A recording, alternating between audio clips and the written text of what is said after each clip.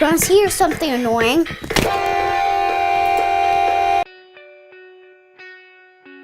I don't know, it's difficult because I've lived here my whole life. To me, it's hard to describe something that you're that used to. You know, but being between New York and DC, the city kind of feels like it has a chip on its shoulder, but it's great because it's cheap. If you're like a person that does something creative, it's an easy place to live and kind of work. It's not so unbelievably expensive that like you have to spend all your time trying to come up with your rent or whatever. You can just do what it is that you really want to do.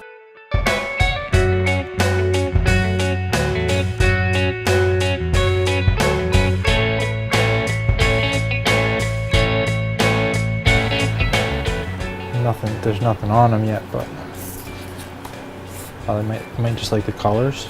So, well, I went to University of Pennsylvania for a couple years, and then I dropped out. When I moved to Providence, I met people that were like, you know, they weren't rich, but they were making a living off of the stuff that they make, and that was when I was like, man, like that's pretty sweet. Yeah, after like a couple years, I had a show, and it went really well for me, like at that level, what I thought was really well. Made enough money where I was just kind of like, all right, well, let's just I'll try and do this for a while. I'm just gonna paint and sell paintings and see how long I can do that for. It wasn't like I had anything to lose, and that was, you know, I never went back to having a job. The part of South Philly that we live in is called Queens Village. I'm like a pretty anxious person as far as crowds go, and I don't really like going that far from home if, you know, given the opportunity. My wife and I have kind of set things up, like my studio is in the house. Jessica's a nurse, and she's gone a lot of the day, and I'm home with our son, who's 5. Stay pretty close to home for most of the day, you know, like everything I kind of need is within a few blocks. Like there's a park that's right around the corner that we go to a lot. There's like a bike path that we go, and we ride bikes. This is a really good stuff. Let me see. Nice. Pretty fortunate, you know, like I feel like, I don't know, it's like a good setup.